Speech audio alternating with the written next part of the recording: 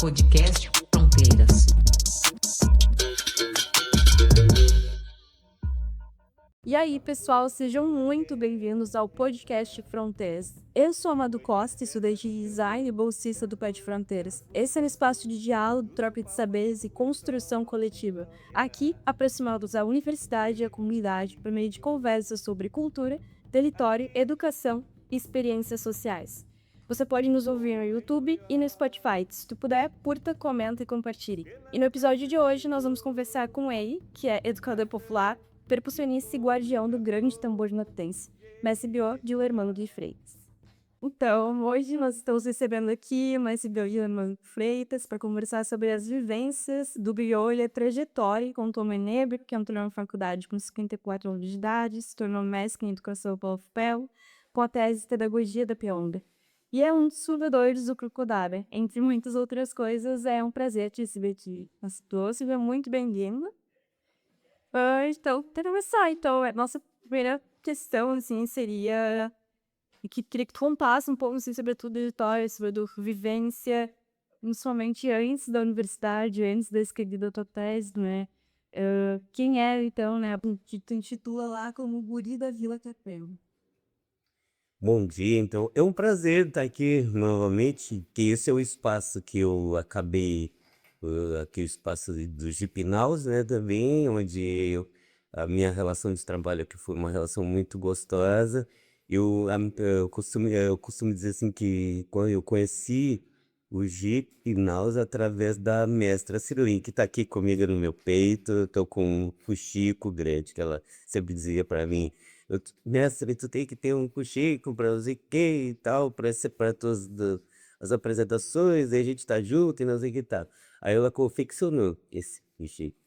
E eu trago ele com muito carinho, porque eu costumo dizer que quando hoje eu tenho um projeto também que é o Sarau do Supapo, nós somos 6 percussionistas, né? Agora a gente está meio encaminhando o projeto para fazer uma turnê para alguns municípios de Pelotas. Eu já saí com ele para fora, mas fazendo algumas apresentações assim, com alguns textos e algumas músicas do projeto, porque eu estava só, eu não estava com o grupo. E a Mestra Celenta foi uma que participou comigo desde o início. E um troço interessante assim, por isso eu costumo dizer que ela não está fisicamente, mas está espiritualmente.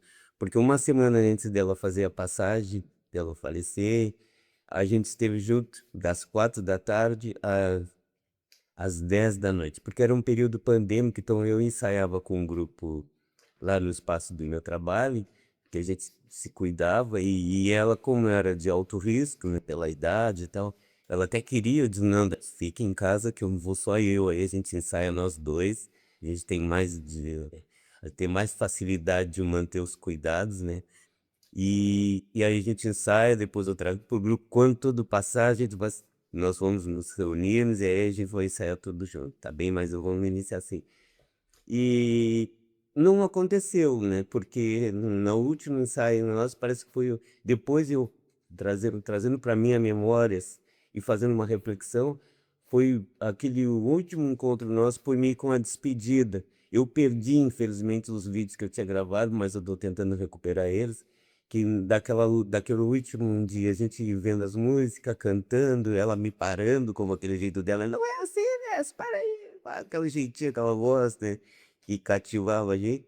E aí, pra gente tomar as músicas, eram músicas que elas estavam, porque o trabalho nosso, Sarau dos Papo, são pesquisa de cantos e trabalhos negros, músicas de religiões, algumas músicas super importantes que a gente acha que fez parte da história e que faz parte da história da cultura, né? E ela relembrou as músicas antigas do terreiro. Inclusive, ela me falou que há muitos anos ela não estava mais no terreiro, que ela é da Umbanda, eu queria retomar. Então. E aí a gente voltaria junto para as apresentações. E aquele dia ficou gravado na minha memória, porque a gente deu muita risada, porque aquela coisa dela, assim, aquele jeito dela, e parar tudo, e querendo dominar as coisas, e era o jeito dela, né? E uma mulher que tinha uma sabedoria imensa, assim, a gente costuma dizer assim, porque eu estou na universidade, eu tenho um canudo, eu sou o detentor do saber. Isso é uma grande mentira, porque ela não precisou de canudo nenhum. ela tinha o jeito dela de ser. Inclusive, nós brigávamos muito, que às vezes a gente ia para as apresentações, era assim, Mestre, tu fala, porque o jeito que estava no meio de muita gente inteligente, os alunos da faculdade, os professores. Eu dizia, não, dona Silene, pelo amor de Deus, não fala isso. A senhora tem o seu saber que é seu, é um conhecimento que a gente traz desde berço. E pela história negra que a senhora representa na cidade, pela cultura que a senhora representa na cidade, não, a senhora não precisa de canudo, a senhora fala do seu jeito, é o seu jeito de ser, seu jeito de uma mulher negra que tem toda uma história super importante na cidade, de relação trabalho e renda, de cultura, porque ela sempre viveu esse mundo da música, com os cantos, com as histórias. Então ela é isso, mas ela afastou-se materialmente, espiritualmente ela está comigo sempre, em todas as minhas apresentações, essa noite a gente vai estar junto sempre. E é isso. Então, a minha estada na universidade, e aí foi ela que me trouxe para o Naus, porque ela sempre viu, você quer me se encontrar, tu tem que ir lá, porque a professora Denise vai no final, porque a professora Denise termina lá, ela conversa com os alunos, e aí tu pode chegar e conversar, e eu nunca vi as Denise.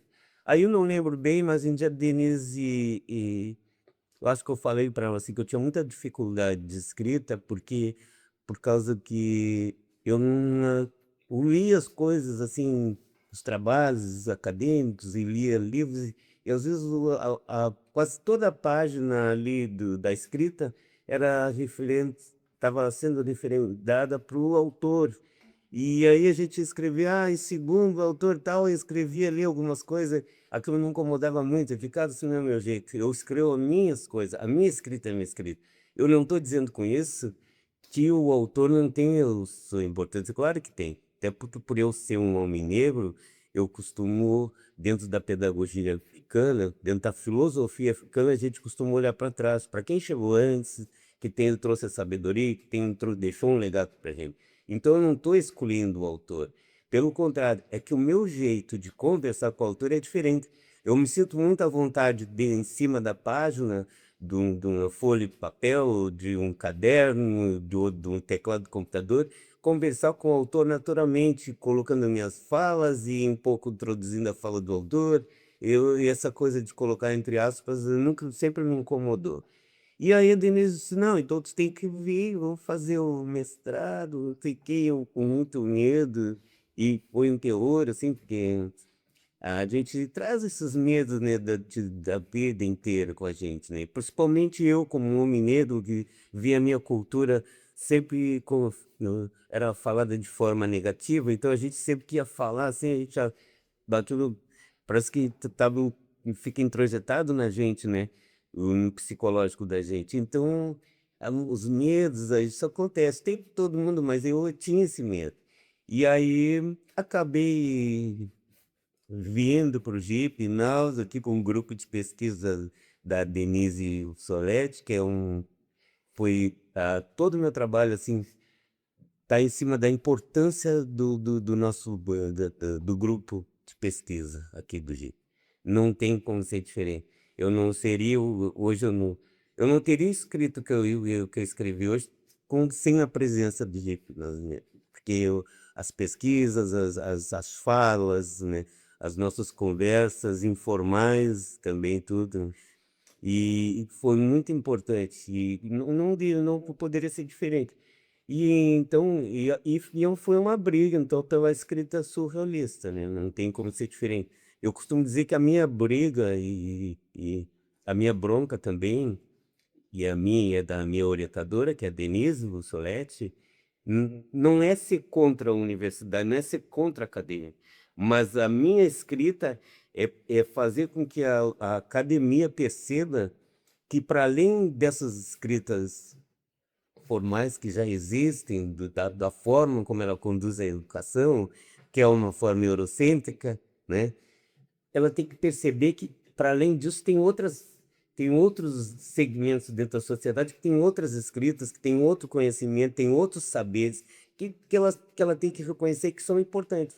E a minha vida toda foi pautada nesse saber. Como quando eu entrei para a universidade, né? logo no início da tua fala aí, como é que eu cheguei até a universidade, como é que eu cheguei à universidade também, eu enfrentando muitos obstáculos.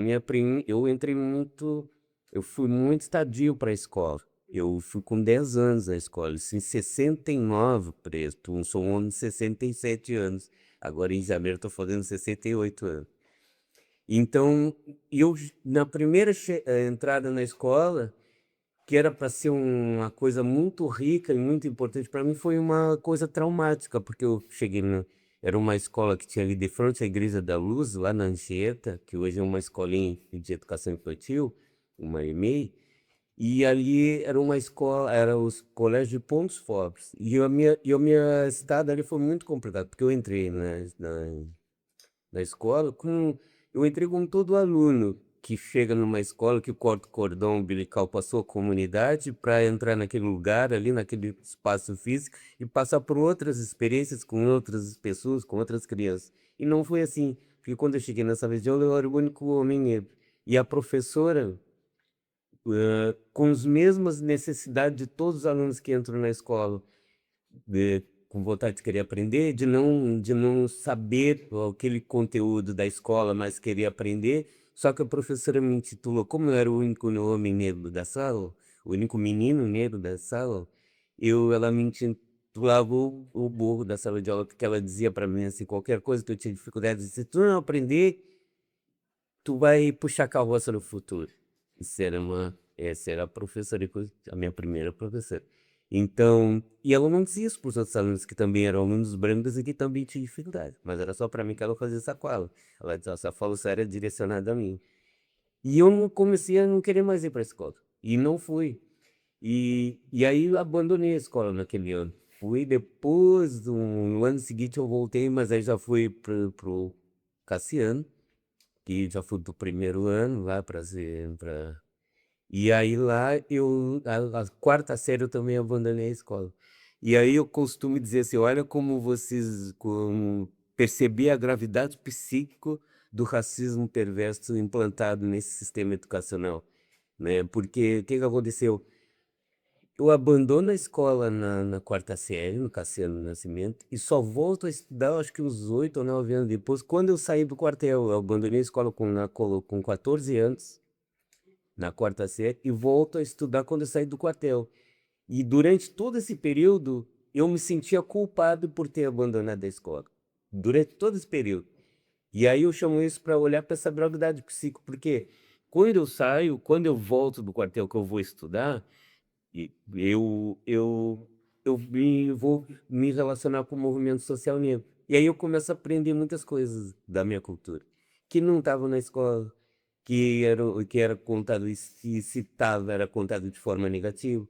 Fui entender também por que que a minha mãe não queria que eu sou um bandista. Eu praticamente nasci num terreiro de umbanda. Meus pais eram bandistas e me carregavam junto com eles para esse território negro de mulheres e em secularidade, que eu chamo de a secularidade de Nanã, né? E, e aí eu peguei, olha a gravidade, aí eu comecei a entender e comecei a entender que na verdade eu não tinha culpa de nada. Na verdade, o sistema eurocêntrico implantado na educação e não me queria naquele lugar. E eu abandonei a escola porque eu não me sentia parte daquele espaço. Para mim, a rua, embora o racismo também era ser muito forte na comunidade, mas a rua eu me sentia mais livre, mais à vontade. E aí então eu percebi que eu não tinha culpa de nada, que aquele sistema me queria fora, porque eu era um homem, um negro, um menino negro, porque no futuro tinha que me tornar um homem e tinha que ser mão de obra barata. Então, nessa relação de trabalho e renda, a ideia de implantar isso era, no futuro, eu me tornar um jovem, adolescente, que ia para o mercado de trabalho, mas que não ia ter formação nenhuma. Quer dizer, também não é assim, não ter formação nenhuma. A formação tu já começa desde que nada, mas é uma outra relação de conhecimento que a gente vai adquirindo nesse espaço de tempo. Mas na relação de trabalho e renda, o sistema queria isso. Um homem negro que futuramente ele vai ser um mão de obra barata, não desfazendo das profissões, por exemplo, hoje nós temos aí garis, nós temos pessoas que não têm carro no bolso, pedreiro, eu tenho relação muito forte com meus amigos que são pedreiros, são pintores. Eu fui pintor de carro durante quase que metade da minha vida, eu trabalhei em concessionária de automóveis, porque todas as profissões são importantes, não interessa o jardineiro, o carpinteiro lá que está lá arrumando a casa, o pintor, né, o pedreiro, todas essas profissões. Mas por que que essas profissões, geralmente, dentro da cultura eurocêntrica, ela tem que ser direcionada simplesmente para as pessoas negras?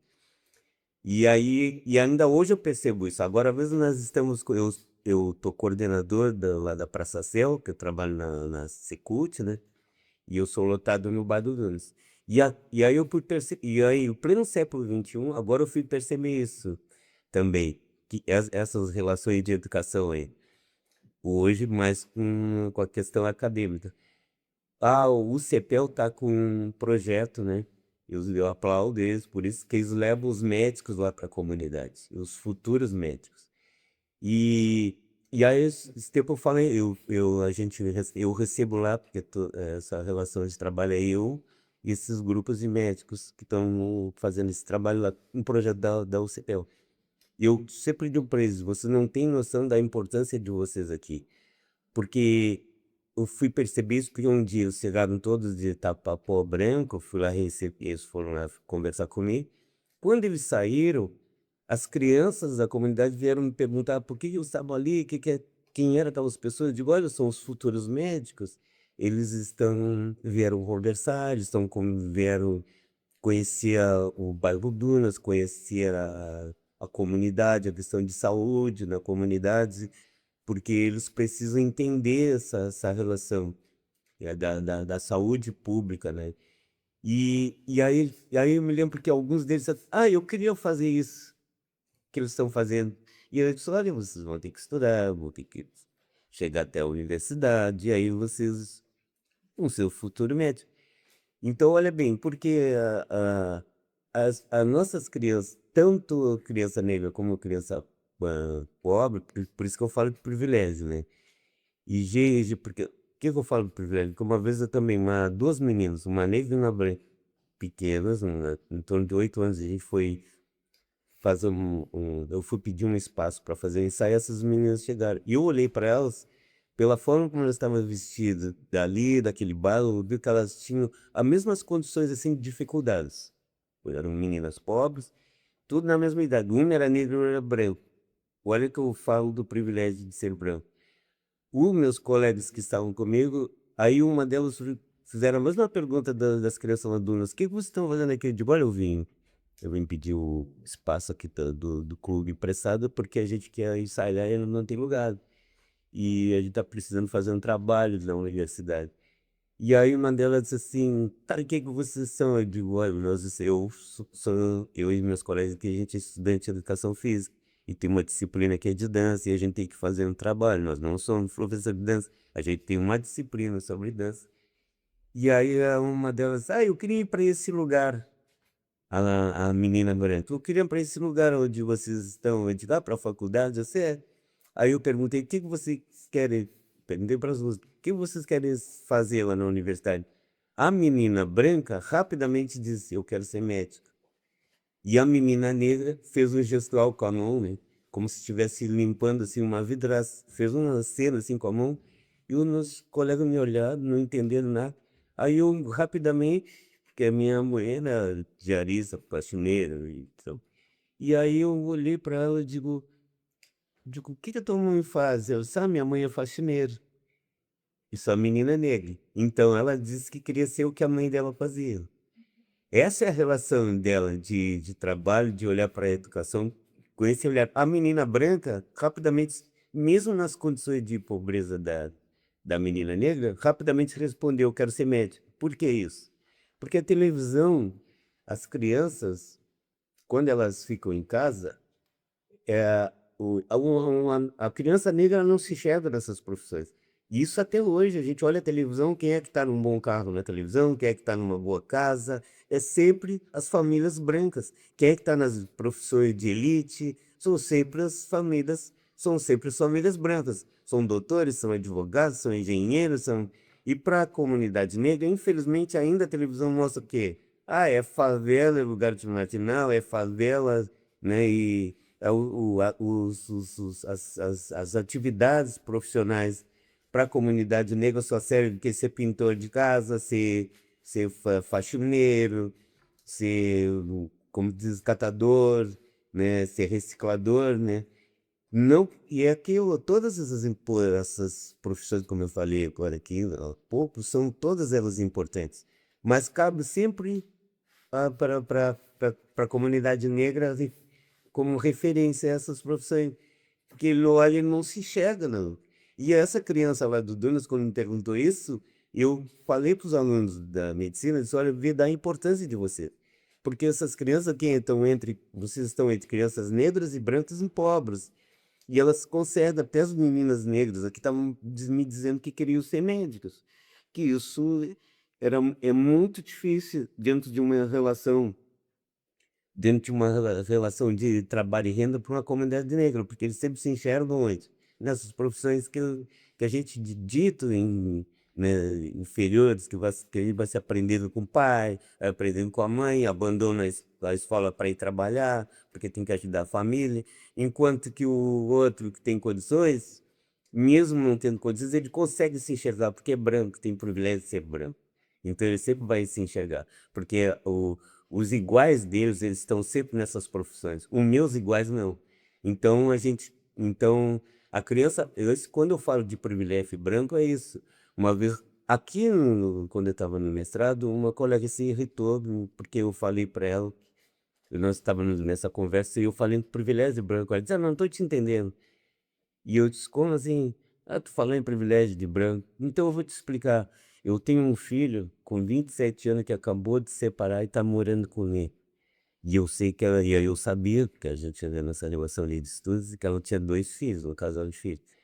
Aí eu perguntei para ela, então meu filho agora voltou a morar comigo, porque ele teve que deixar a casa com a esposa, com a ex-esposa, e aí tá lá morando por enquanto, até ele conseguir uma casa para ele morar. E aí eu vou te fazer uma pergunta. Quando teus filhos vão sair de casa, não importa se é de dia ou de noite, o que que tu pergunta, o que que tu diz para eles? E ela ficou assim, deu um tempinho assim, uma pausa. Eu não tô te entendendo, Dylan. Eu, sim, claro que tu não vai entender. É o privilégio de ser branco. Sabe o que que eu digo pro meu filho com 27 anos, que acabou de separar e tem um filhinho pequeno? Quando ele bota o pé na porta, eu pergunto se ele tá com os documentos. Porque quando ele botar o pé na porta e sair para fora da rua, ele vai ser suspeito sempre. Tu não precisa te preocupar com isso, porque tu tem o privilégio de ser branco, teu filho nunca vai ser suspeito de nada. Então esse é o privilégio de ser branco, eu disse para ela. O meu filho vai ser sempre suspeito. Aí eu contei a história do meu filho, tanto é verdade, que ele foi pegar a namorada, buscar a namorada em frente à catedral, acontecia um assalto, ele tinha saído da escola, ido pegar a namorada, aconteceu um assalto, as vítimas foram embora e os assaltantes também, só que as vítimas chamaram a polícia. Quando a polícia chegou, ele estava lá com a mochila dele, sentado, esperando a namorada. O que que aconteceu? Chegaram batendo nele, me chamaram e estava preso na delegacia, porque estavam dizendo que era ele que tinha assaltado as pessoas, que aqui estavam ali. E aí tive eu, então, para te ver, esse é o privilégio. Aí tive que brigar na justiça, ganhei na justiça, porque foi provado que não tinha nada, a comunidade inteira do entorno ali, o pessoal do comércio, ali como é que se diz ali, da escola, que estava acostumado a ver ele ali, a namorada. E aí, por que aconteceu tudo isso? Por que que o brigado tinha que ir lá, encontrou uma pessoa negra sentada na praça, aquele era o como é que se diz, o assaltante. Então tem todo esse depois esse privilégio. E é mais ou menos assim, e quanto saber como é que eu cheguei na universidade, eu hoje como educador, eu tenho pouco tempo de sala de aula, assim, porque logo que eu me formei, eu fui trabalhar numa escola que era o Afonso Liseu, e tudo ali era contrato, então foi um vínculo muito curto que eu tive. Depois eu vim trabalhar na prefeitura, estou até hoje. Mas eu costumo dizer assim que o vínculo com a educação, a gente sempre acha que, o principalmente no ensino nos anos iniciais, a gente está lá como educador, a gente acha que está recebendo o aluno para ensinar. Isso é uma grande mentira. É uma grande mentira. Isso não, a gente tem que mudar esse pensamento, né? Porque a gente acha que o aluno, quando ele chega na escola, ele tem que ser muito bem recebido, porque ele traz consigo um repertório de conhecimentos do lugar de onde ele nasceu, das suas origens, né? Pai, mãe, avós, avós, o quintal da casa dele, né? E então a rua onde ele brinca, né? Então chegar ali na escola e cortar aquele cordão umbilical com um lugar, um território de origem, é super, é super importante, tanto para a escola, que deveria olhar para esse aluno de forma diferente, não como ele como um aprendiz, e é da forma como a gente. Eu me vi fazendo isso. Tinha uma cena que eu muito critico, assim, que o aluno às vezes levanta a mão na sala de aula para falar e a gente diz assim, espera aí que daqui a pouco tu vai falar. Isso é uma grande mentira porque não vai colar, porque a gente tem 45 minutos para dar aula, termina aquela aula, a gente já vai para outra e ali a gente tem que estar tratando do conteúdo. Eu costumo dizer que a gente tem que parar a aula e ouvir o aluno. O conteúdo a gente dá na outra, no próximo aula, atrasou, vai, corre atrás e vai. A gente tem que ouvir o aluno. Porque o que acontece? A gente sai de sala de aula, o aluno não falou e a gente perdeu. Porque a educação, para mim, é compartilhar o conhecimento. Eu não sou o detentor de saber. Eu também estou no aprendizado. Eu vou ser aprendiz o- até o final da minha estada nesse lugar aqui. Então, então a educação a gente tem que aprender a olhar para esse aluno de forma diferente. Porque depois a gente reclama hoje, como acontece hoje, em pleno século XXI, a gente diz, mas o aluno não gosta de estar na aula, não gosta da sala de aula, a rua é mais sedutora. Claro que a rua vai ser mais sedutora, lá ele tem liberdade de, na brincadeira, conversar com seus colegas, de trocar informação. Aqui ele não tem, ele tem que sentar na cadeira e ficar ali. Para começar, eu sou formado em pedagogia griot, né? Eu sou hoje educador griot também, pela Escola de Lençóis da Bahia, em parceria com a USP em São Paulo e com o IFSU. E aí eu costumo dizer assim, dentro da pedagogia, a gente tem um olhar sobre isso, sobre essa criança que chega nesse lugar com um repertório de conhecimento e que a gente nega aí. A pergunta sempre que eu faço, porque eu fazia para os pais, era o seguinte: quando se era primeira vez, a primeira vez que eles estavam recebendo um bebê nos seus braços, né? Ali já começa um aprendizado, principalmente se no primeiro a gente pega aquele bebê sem nenhuma experiência. A gente não vai correr toda hora para tua mãe, teu pai, com teus avós, para saber como que tu vai lidar com aquele bebê. Porque nem todo momento tu vai estar junto com teus familiares. É tu, é o esposo, a esposa e o bebê que chegou agora. E então o bebê já muda toda uma relação dentro daquele ambiente. E aí é outro aprendizado. A gente vai aprender como lidar, a gente vai aprender sobre dores, sobre um monte de coisas, emoções, choros. E é isso. E aí então aí depois ele vai para a rua. Eu costumo fazer uma leitura de Manuel de Barro, né? O maior quintal do mundo é o quintal da minha casa. Porque é no quintal da minha casa que acontece toda essa relação de educação. Ali é que eu chamo meu vizinho, enquanto criança, para brincar com ele. Ali que a gente, na relação com os brinquedos, a gente vai criando, a gente vai imaginando. E é dali que a gente, por exemplo, hoje eu costumo olhar, quando eu tenho meu olhar, trago na minha memória, eu me lembro que na minha casa, nós tínhamos uma mesa, que era uma casa pequena, de pessoas com muita dificuldade, mas a gente botava um lençol em torno e fechava aquilo ali e a gente brincava de escola. Hoje eu sou educador, né? Eu sou professor. Então, eu tenho um amigo meu, esse dia nós estávamos conversando, a gente fazia os brinquedos no pátio, tinha um areião assim no pátio, a gente fazia as estradas, ele gostava muito de fazer pontes e coisas. Hoje ele é engenheiro. Então, viu essa relação do brincar no pátio e o aprendizado que a gente vamos brincar na rua. A gente vai brincar na rua, a gente joga taco, a gente joga bolinha de gude, a gente joga futebol na rua, jogava na época no meu lugar de origem, lá no meu território. Mas só que se dobrar a esquina e ir brincar, a mesma brincadeira, já mudou a regra. Aí a gente tem que nos adaptar àquela regra da outra quadra para poder brincar, fazer a mesma brincadeira. Porque já mudou a regra. Então, olha quanto aprendizado. E aí a gente cai, a gente se machuca, a gente vai aprender sobre dores, sobre afetividade.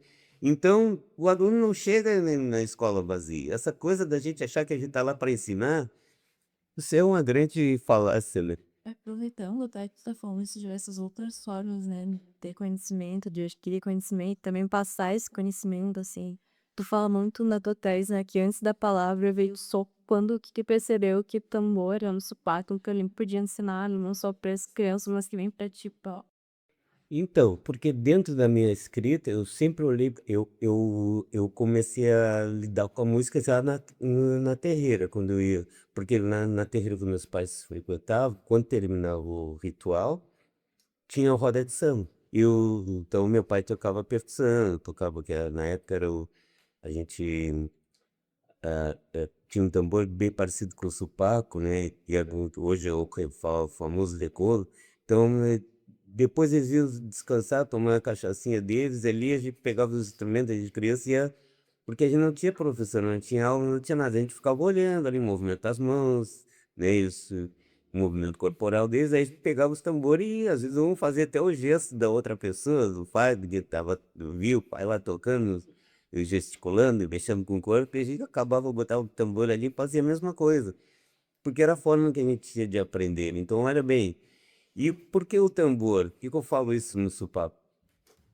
Lembra que eu falei agora quando o bebê nasce, né? A primeira relação afetiva que a mãe tem, e graças a uma benção que a mãe tem e nós homens não temos, é a batida do coração.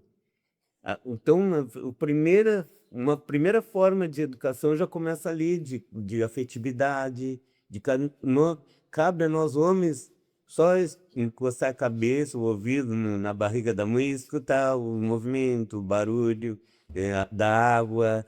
Olha bem, e dentro da religião eu costumo dizer que a cultura europeia ela separa corpo e cabeça, né? Na cultura africana não.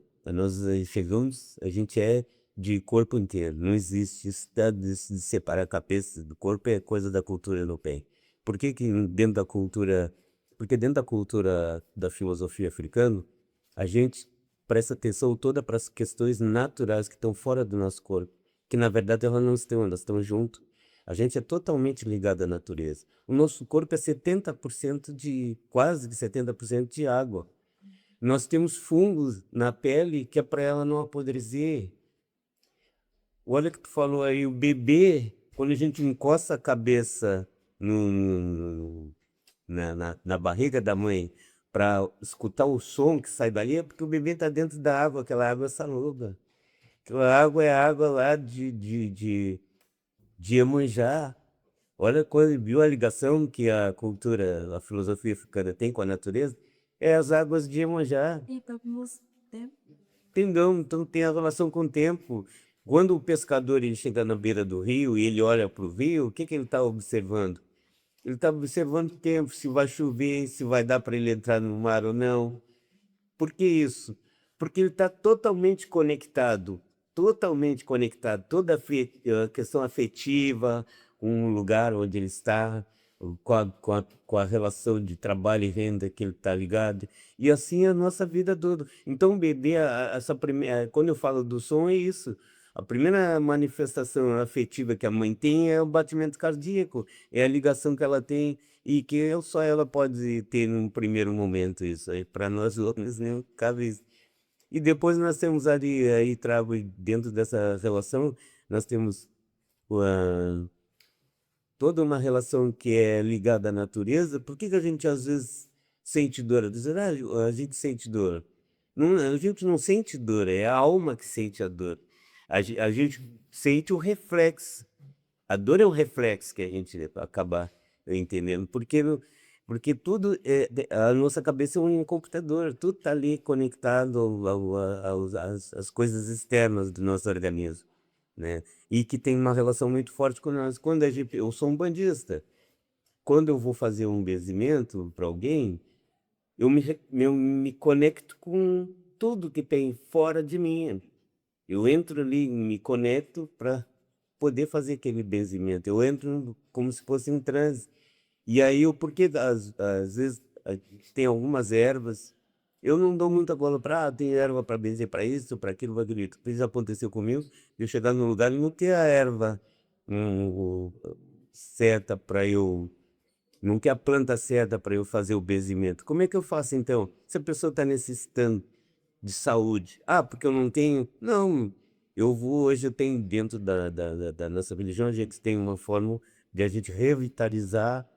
Vai lá, pede licença, apoia a planta e revitaliza ela para aquela finalidade que tu quer usar. Então, para eu fazer isso, eu tenho que me conectar com a natureza. Eu não posso simplesmente ser eu, Dilermando, mestre griot, porque eu sou mestre, vou ali, colho a planta e vou lá e benzo a pessoa e tá pronto. Não, não, eu tenho que respeitar o lugar de onde saiu aquela planta, eu tenho que respeitar aquela planta, porque todo o meu saber, ela tá nessas relações. Então, e aquilo que eu vou tentar com, como é que diz, concluir com o meu benzimento, se eu não tiver isso comigo, nada acontece. Eu tenho que ter esse olhar para essa minha relação com o meio onde eu convivo, com o meu território de origem. Não só com o território de origem, porque o meio ambiente ele não é só o lugar de onde eu estou, onde eu nasci, onde eu estou hoje, né, residindo, não. O meio ambiente ele faz parte do mundo inteiro. E é, parecia, por isso que eu estava no meu tambor, essa relação do som, tem uma relação com o couro. O couro é um animal que morreu ou foi sacrificado para se tornar alimento, e o couro eu uso para colocar no tambor para sair dele o melhor som. Então não sou eu que falo, eu só uso os movimentos que eu conheço para extrair dele um som, mas quem fala é a vida, né?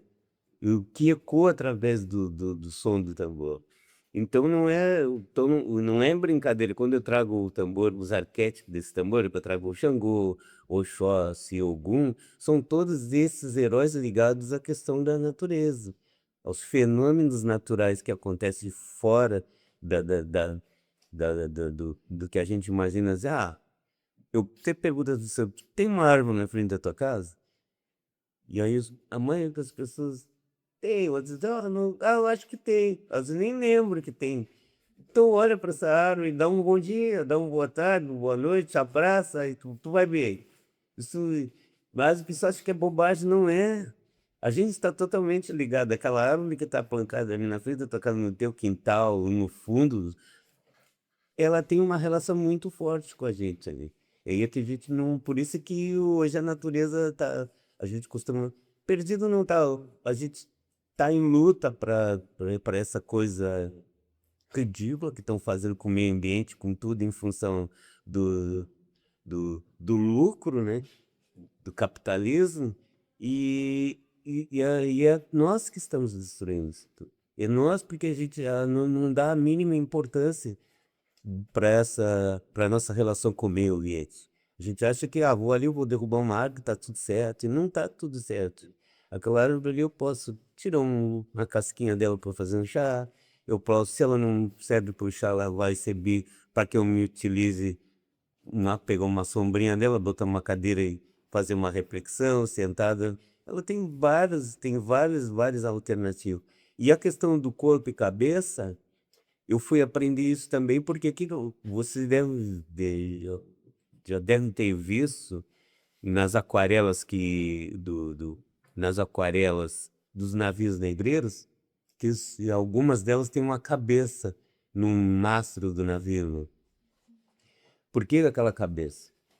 Porque aquela cabeça ali, dentro da cultura iorubá, e dentro da filosofia da cultura iorubá, um negro sem cabeça não volta para o mesmo lugar. Quantos negros vinham muito revoltados dentro do navio, depois de um certo tempo, eles descobriram isso. Então, quando os negros se revoltaram, o senhor lá, o capitão lá, ia lá, pegava um, reunia todo mundo no navio, pegava uma pessoa daquelas ali, arrancava a cabeça fora e pendurava no mastro. Toda a tripulação se apalmava. Porque eles estavam vindo de um lugar, mas eles queriam voltar. E dentro da filosofia africana eles tinham essa coisa assim, se tu, se,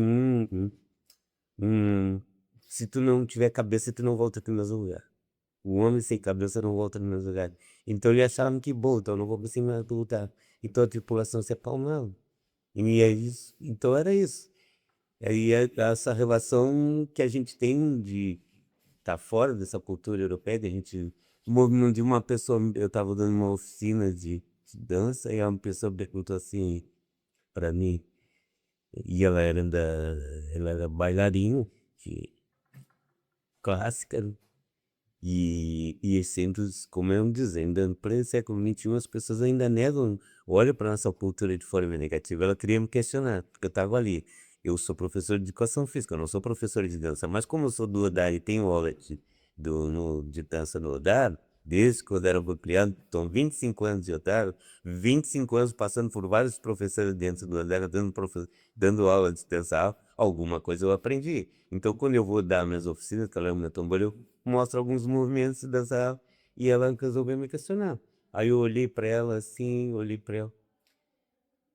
Olha, eu nem deveria te responder, mas eu vou te responder. Dentro da tua cultura europeia, teus movimentos são tudo polidos, porque tu traz aí a questão do domínio. Quem está te ensinando isso aí, está ensinando para que num próximo momento tu também possa ser um outro opressor, que são movimentos determinados, tu só pode fazer aquilo ali. A minha dança afro, a técnica da minha dança afro, que tu perguntou, então é diferente da tua, ela não é de domínio, são movimentos livres, são movimentos que eu trago dos orixás, é a dança dos orixás se relacionando com o meio ambiente, é a dança, já percebeu, quando tu dança de sapatilha, na dança afro, não dependendo da coreografia, não estão e na sua grande maioria, quase 90% das danças afro, 99%, são dançadas de pé descalço. É a nossa relação, nossa relação com o lugar, com o espaço onde a gente está, é o respeito, porque toda a nossa energia vem da terra. Nanã já nos ensina isso quando nós no bote de circularidade. Quando eu falo de educação, ainda hoje nós sentamos nas cadeiras, e ainda hoje nós sentamos nas cadeiras e nos olhamos como? Pela, pela lateral, nos olhamos pelas costas, porque quem está sentado atrás de mim não enxerga meu rosto, ele não me olha nos meus olhos. Ele, talvez, se eu levantar e sair, ele nem sabe quem está lá na frente dele. Então, na minha cultura, não, a gente se olha de frente. Eu aprendi isso na gira do terreiro, lendo na cartilha de Nanã. Nanã nos coloca todo em circularidade para dizer que o conhecimento ele tem que ser compartilhado do mais da criança que está na roda até o mais velho. Então, eu disse para ela, isso, quando tu usa sapatilha, eliminou a tua relação com a terra. Teus movimentos são movimentos de domínio. É assim que tem que ser. É assim que eu faço. Nós não temos isso. Então, eu sou movimento sem minha isso. Essa é a minha técnica. Agora, tu não sei, tu vai ter outros para. Me desculpa, mas tem que nos explicar. Eu não tenho que te explicar nada. Só tenho que fazer uma relação. O que significa dançar. Então, é isso. Tudo isso tem a ver com educação.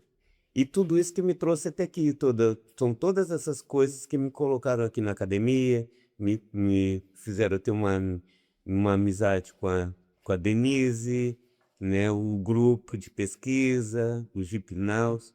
São essas relações que fizeram, hoje me fazem ser um educador e ainda dentro de um processo de aprendizado.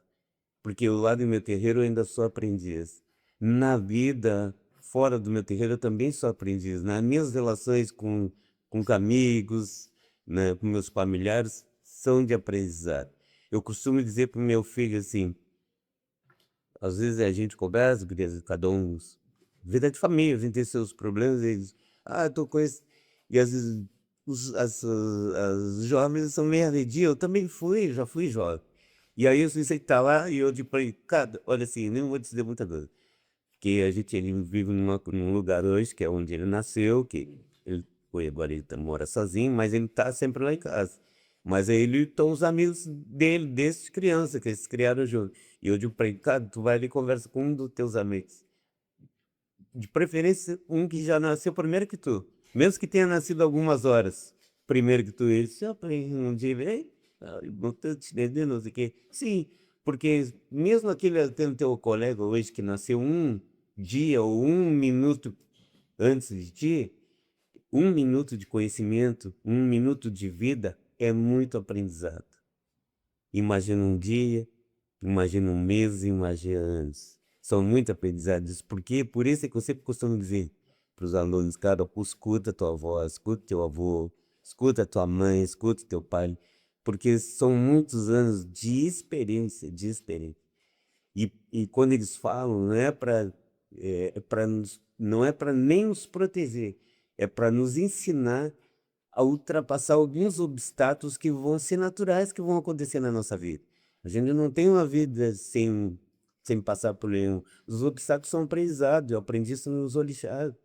Eu tenho guerreiros que eu trago comigo dentro da minha cultura, que num determinado tempo, eles, que é o caso de Xangô, chegaram lá e destruíram toda a sua comunidade, porque tiveram uma ideia errônea naquele momento que estava acontecendo e acabou, né? Por isso que ele se tornou depois um guerreiro, foi entender a vida, foi entender o que estava acontecendo na comunidade, foi entender, olhar para os seus iguais e ver o que era necessário fazer naquele momento, e ele se torna um guerreiro. Então, as dificuldades elas são gerais para todo mundo e a gente vai ter que passar esses obstáculos. Então, eu fazer uma pergunta para alguma pessoa que nasceu um dia antes de mim, é beber numa fonte de sabedoria que eu, por um minuto, umas horas, eu não passei. Tem muitas experiências ali. Um minutinho e aprendi muita coisa. Como que foi transpor isso depois para tua pesquisa acadêmica, que tu também ia fazer e falar sobre isso de uma outra forma, né, através de um diálogo com esses autores europeus, digamos assim, né? Então, o é aquilo, como eu vivo, sou médio, né, na Umbanda, e essa relação de trabalho, por isso que a gente não tem, eu digo assim, eu era meio arredio, mas o arredio é que nem quando eu falo alguma coisa, eu vou fazer um discurso sobre a universidade, eu vou fazer um enfrentamento com a academia. Não é para condenar a academia, é bem como eu te disse, para eles entenderem que fora da academia tem outros saberes, que poderiam estar aqui sim, né, e que não estão, né, a nossa própria escrita, a forma de eu escrever é a minha. Eu Por que que tem que ser como a academia quer? O que que tem de errado nisso? Se o se é um saber que está ali, que tem a sua importância para a comunidade, até para a própria academia, né, só porque tem uma regra, as regras a gente cria, mas também elas podem ser revistas, a gente pode pensar essas regras de uma outra forma, no sentido de inclusão, não uma regra dentro da academia que exclui.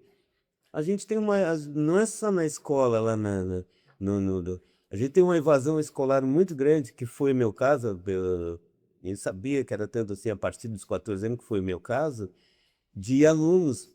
Isso não é só na escola pública lá, né, isso está no ensino superior também. Quando a gente entra para a academia, a gente vai perceber que existe uma invasão muito grande de alunos, se evadindo da academia.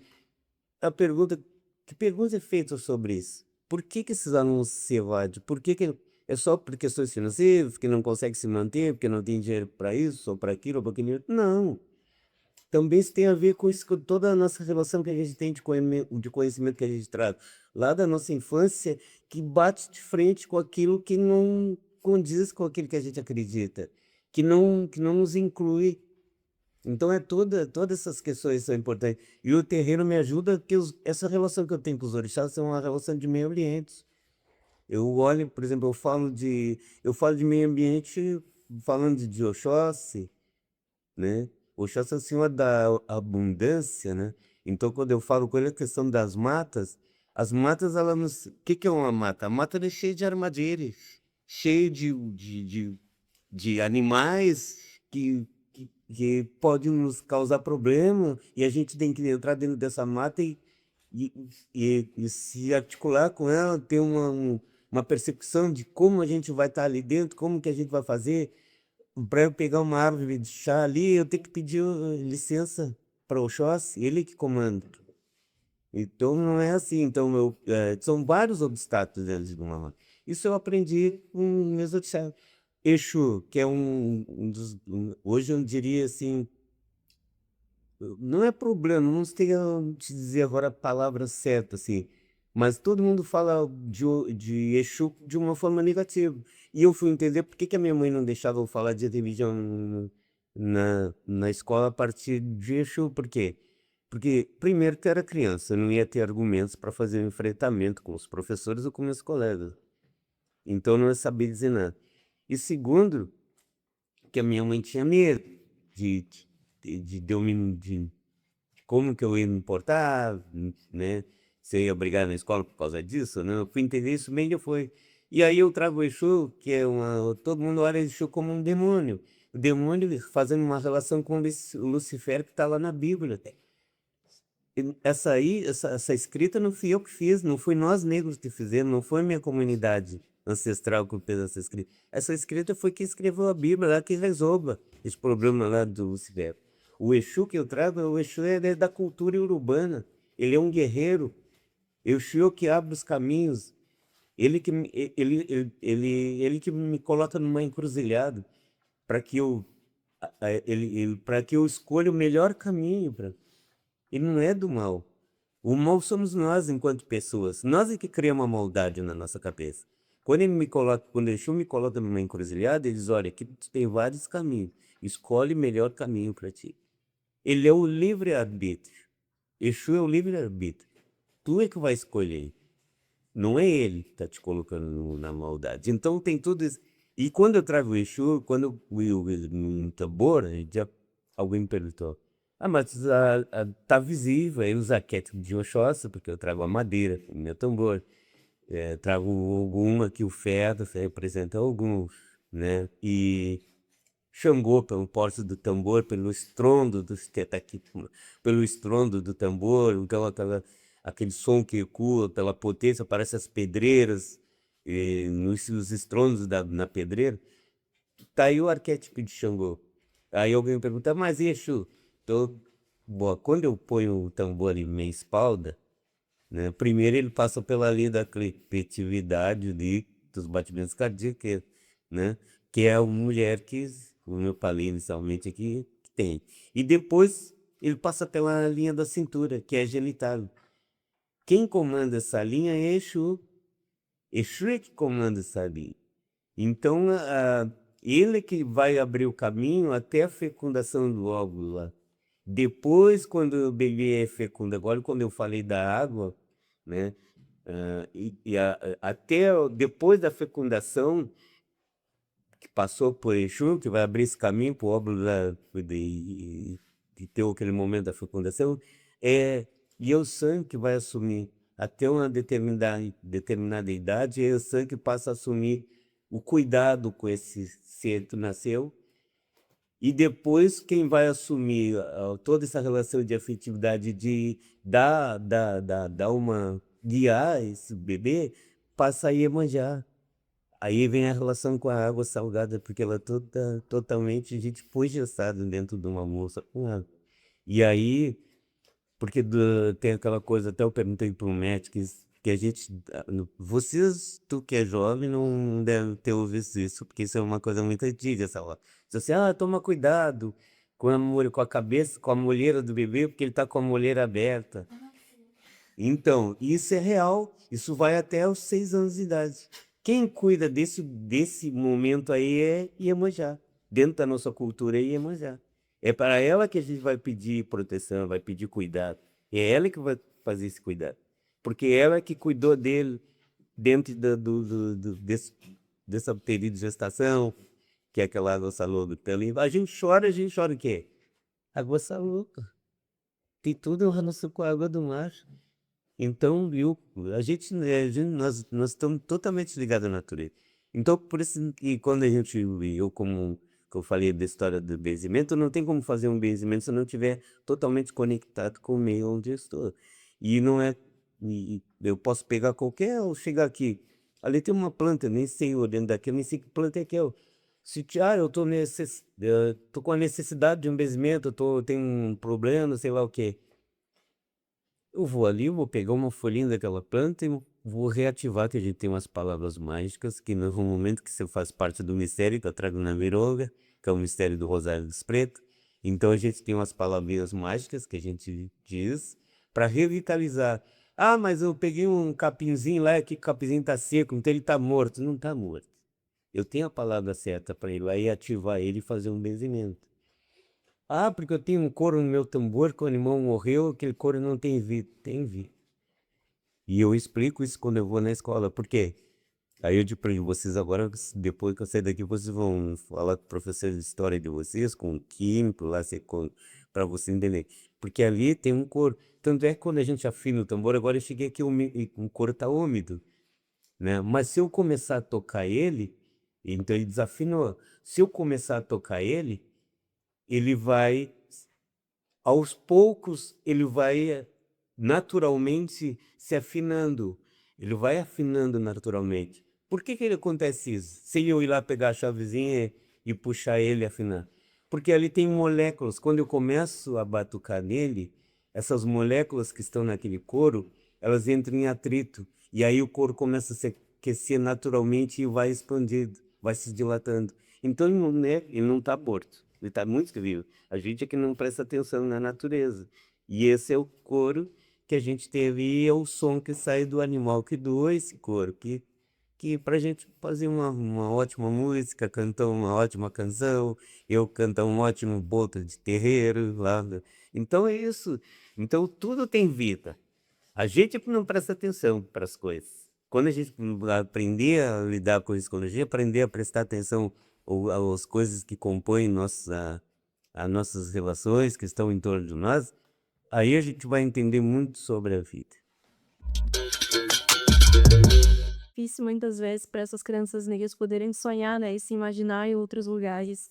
E aí eu queria te perguntar para ti, que sonhos tu ainda deseja realizar dentro da educação, da cultura popular? Hoje vemos tudo que tu sonhava antes, que tu conseguiu, né, chegar nesse lugar que tanto alvejado, assim, que tu sonhava por ti. Se tem alguma coisa que tu ainda não conseguiu ou que tu almeja para o futuro, talvez esteja nos teus planos. Sempre o conhecimento. Agora eu estou pensando futuramente, e isso com a ajuda do grupo aqui de pesquisa, do hipnose, né, da professora Lenise, é fazer um doutorado. Porque aí eu quero, sempre dentro da pedagogia, escrever uma pedagogia, né, com o apoio de todo o nosso grupo de pesquisa. Eu não estou sozinho. Em nenhuma das minhas coisas eu costumo estar sozinho.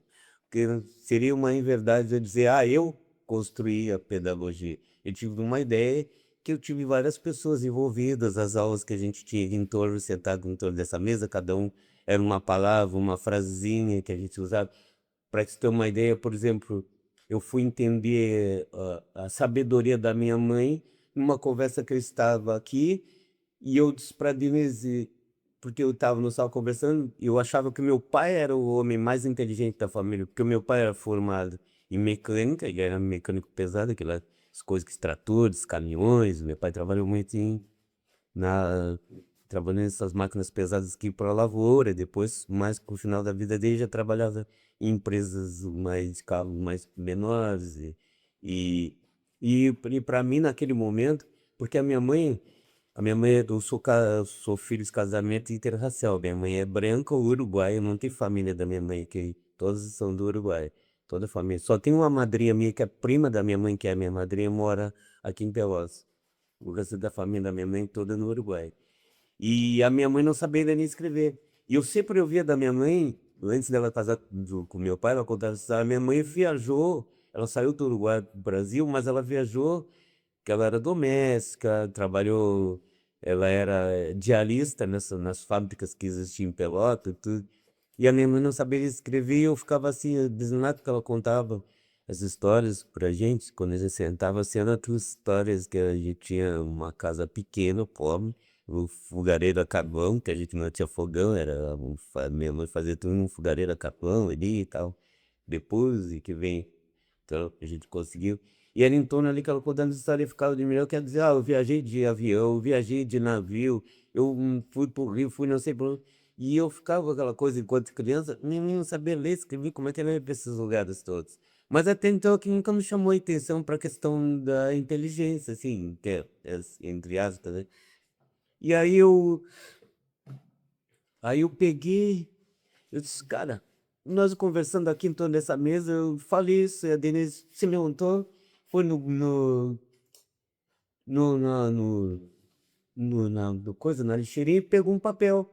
E disse assim, a tua mãe não era mais inteligente que eu estava dizendo, que eu acho que a meu pai era o mais inteligente, que a minha mãe não sabia ler nem escrever. E aí, quando ele fez isso, botou aquele papel na beira da mesa, começou a fazer um gestual ali, escrito.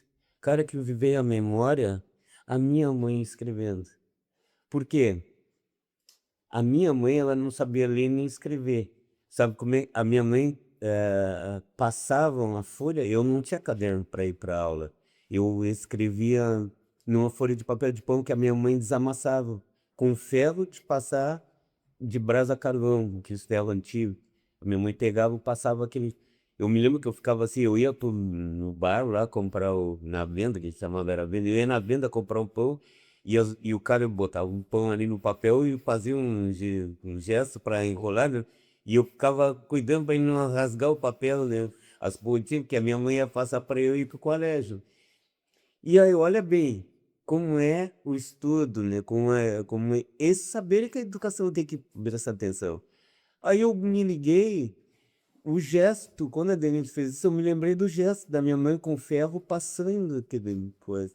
E aí eu descobri que, na verdade, a pessoa mais inteligente da minha casa era a minha mãe.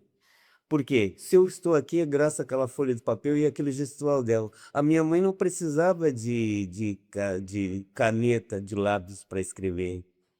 A minha mãe, o próprio gesto dela já era a própria escrita. A fala dela comigo, com as minhas irmãs, era a própria escrita. O jeito dela, que a minha mãe não sabia ler nem escrever, mas naquele período lá, quando eu nasci, eu nasci em 59, até os meus 14 anos que eu começava, não, nos 10 anos eu ia na comunidade com ela ia dar injeção, o pessoal ia, a minha mãe dava por causa da injeção. Minha mãe benzia, minha mãe era parteira.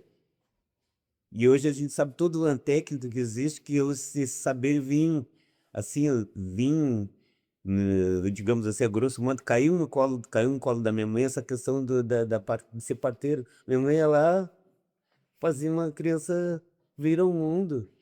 E hoje a gente sabe que tem todo um cuidado que tinha que ter e tal. E aí eu me lembro daquele, porque eu chegava na casa com a minha mãe, tu fica aqui. E ela entrava lá pro quarto, onde estava a pessoa que ia ter o bebê. E aí eu via as pessoas passarem com bacia, tinha que aquecer água e não sei o que. E claro, eu assim sentado, estava todo observando e tudo. Então, com os panos, guia, e vinha aquela coisa toda. Então tinha toda uma técnica que a minha mãe sabia, que veio com ela de berço, aprendeu com os avós lá. Não, eu perdi, a minha mãe é falecida, eu perdi essa oportunidade de conversar com ela sobre isso. Então, olha bem, e aí eu fui descobrir aqui, nessa mesa, em torno dessa mesa com meus colegas, com a Denise, que a pessoa mais inteligente da minha família era a minha mãe. Ela não precisava de ter uma caneta na mão. É um próprio gesto dela. Quando ela, aí, nas entrelinhas daqueles amassados do papel, quando ela desamassava, ela lia o meu futuro ali. Ela estava fazendo isso porque ela sabia onde é que eu queria chegar. Ela queria que eu chegasse em algum lugar. Então, nas entrelinhas daquele amassado, ela lia o meu futuro. Então, não precisava eu de saber ler e escrever. O próprio gesto dela já era a sabedoria, já era a leitura dela, já era o saber escrever dela. E aí eu descobri isso aqui. Então, o meu futuro agora, o que eu penso é, é o doutorado, para ampliar mais, porque eu escrevi Pedagogia da Mironga, né? Pedagogia da Mironga, dos pontos, saberes griot. Então vem toda essa minha relação de vida que eu tenho com o Rosário dos Pretos, né, com as contas do Rosário dos Pretos. Hoje eu já vi que as contas que a gente tem hoje aqui em Pelotas, não sei em outro lugar, eles vêm da China, olha para vocês verem. Não é já a mesma conta que tinha antigamente, que a gente fazia, que os negros arrancavam da árvore, porque eles não podiam ter o rosário lá da Igreja Católica, então eles arrancavam aquelas contas e que vinham disforme, uma de um tamanho, outra do outro, mas era ali que eles faziam os seus colados para fazer a reza. Se eu estou aqui hoje, além da minha mãe, que era uma mulher branca, eu tenho as mulheres negras que foram as primeiras a se receberem a alforria e ser mantenedora da minha religião, da religião que eu cultuo hoje. Elas foram para a rua com os seus filhos, enquanto os homens continuavam escravas, e elas iam para a rua trabalhar, botar os tabuleiros na cabeça, vender os seus quitutes para comprar a alforria dos seus homens e mantenedora da religião que eu cultuo hoje. Então eu quero ampliar isso. Para ampliar isso, eu preciso estar onde? Num lugar de ensino que eu faço enfrentamento, já começa por aí, porque eu fui aprovado, eu e a Vanessinha, nós fomos aprovados, mas quando eu fui agora para entrar como doutorado, a universidade disse que tem uma lei agora, tem um edital, e a gente foi ver, como esse edital ainda não está em vigência, não está, eu não sei agora porque eu estou afastado da faculdade, né? Afastado assim, como aluno. E aí a gente levou a lei, sentou com o vice-reitor, e ele não aceitou, disse que não podia ser assim, não pôde. Aí a gente conversou com a Denise, agora estou correndo atrás do livro, eu fui aprovado para ir direto para o doutorado, e o meu trabalho foi aprovado para ser um livro. O livro, aí sim, até a própria universidade me orientou que eu faça ele físico primeiro, porque se eu fizer dentro da universidade, eu não poder vender. Aí eu faço ele físico e depois eu faço ele por dentro da universidade. Mas esse enfrentamento que eu faço agora, porque se eu fui aprovado pela banca, era só o comitê agora entrar, olhar, onde foi aprovado, vamos olhar, vamos revisar, dá tudo certo, entrar. Não, tiveram que criar mais um obstáculo. Então, resumo, já estou perdendo um ano de estudo, um ano de conhecimento. Perdendo não, porque que nem uma vez eu não me lembro quem me falou isso, mas uma vez eu disse para a pessoa, pois é, eu abandonei a escola, uma vez, quando criança, depois eu abandonei lá na quarta série, a pessoa disse assim, não, porque eu, essa pessoa falou, né? Eu disse assim, não, Jean, tu nunca abandonou esse saber, tu buscou outras formas de buscar esse saber, porque tu continuas, tu não, todo esse teu conhecimento, ele não depende só do teu período escolar, dá para se ver que continua a tua trajetória de vida fora da escola, mas tu buscou outro aprendizado lá no teu terreiro, principalmente, foi tudo que eu trago hoje, ela da circularidade do terreiro, tudo que eu trago, tudo, não tem, a minha vida não, ela não é eu não estaria aqui sem todos sem dar importância a tudo isso que aconteceu na minha vida, o terreiro, a minha mãe, que eu dizia que ela não, que era o meu pai mais inteligente, os dois foram, né? O meu pai foi que escreveu. A minha mãe passa, olha bem como era. Aí quando a gente fala dessa relação de família, do aprendizado que começa lá, olha bem, a minha mãe passava folha de papel e meu pai, quando chegava do trabalho, me sentava uma luz de lamparina, botava aquela lamparina assim e ia fazendo, me ensinando a escrever. Quando eu fui para a escola, olha bem, a escola eu não soube aprender isso. Eu fui para a escola muito tarde naquela época. Entrei com 10 anos, que eu falei que eu acho que foi mais ou menos isso. Mas eu já segui na escola sabendo escrever. A escola não me perguntou, minha professora nunca me perguntou como é que eu cheguei lá e sabia escrever. Ela já chegou me dizendo que eu era um aluno que se eu não aprendesse, que eu ia puxar carroça. Aprender o quê? Eu já sabia algumas coisas. Ela só tinha que prestar atenção e me ajudar. E então eu já fui para a escola sabendo ler e escrever, porque meu pai me sentava naquela luz, aquela lamparina ali, e ia ensinando eu a juntar uma letra, como é que ele dizia, hoje nós vamos aprender o abecedário, era coisa, acho que diziam. E ali eu aprendi a juntar as letras uma com a outra, fui formando palavras, e fui formando frases que hoje me ajudam a contar a história. Então é isso. Então de hoje eu estou pensando no meu futuro agora continuar meus estudos, né? E na academia. Eu pretendo agora fazer doutorado.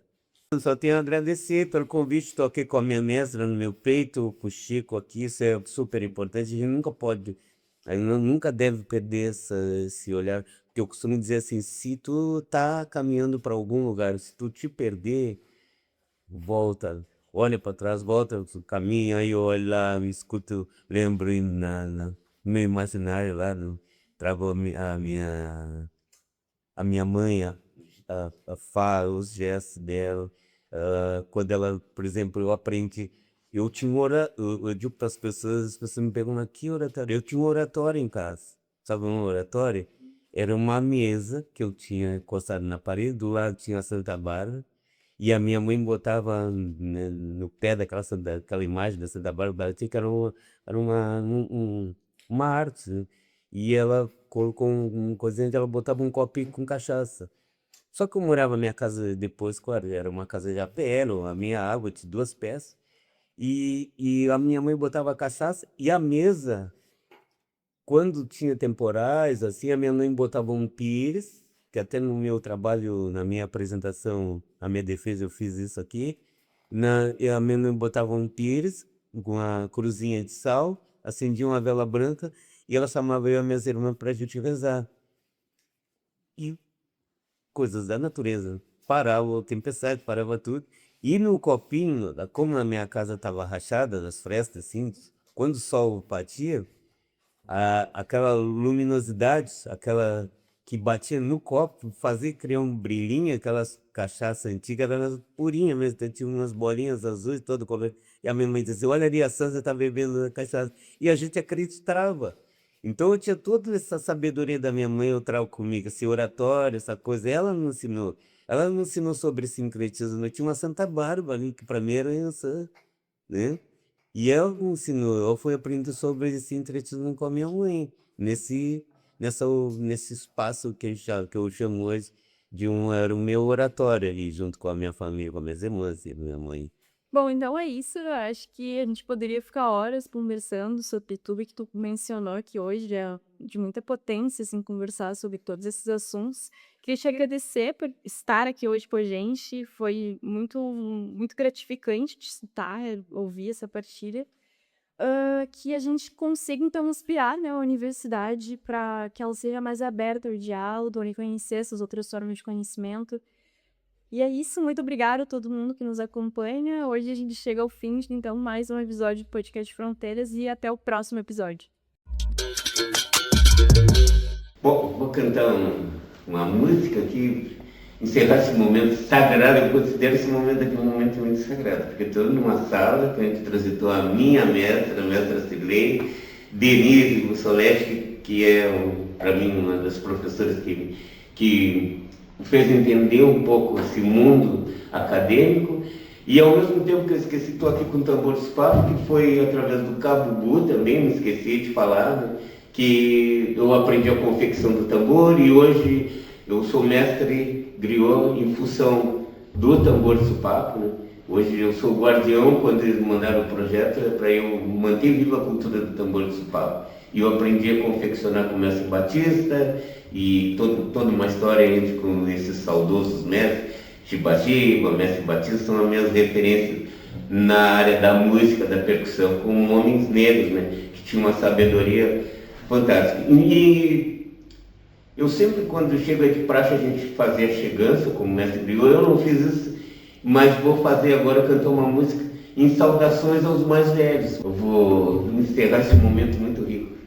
Encerrar não, como é que eu vou dizer assim, uma homenagem a esse momento muito rico que eu vivo aqui como pesquisador, né? E fazendo uma saudação aos mais velhos. Me faz chorar de alegria, quem abrega tanta na rua carregando a santa no andor. Me faz chorar, eu via lá, na Aruanda, onde eu morava antes de ser menino, meu povo rezar, e eu ia lá. Oh yeah, essa engoma que bate em meu peito, como os sonhos de meu pai, é o sagrado rosário dos pretos velhos de Aruanda, que vem coroar a minha canção com a luz do céu. Oh yeah, essa engoma que bate em meu peito, como os sonhos de meu pai, é o sagrado rosário dos pretos velhos de Aruanda, que vem me dizer que a grande mãe ouve a nossa voz.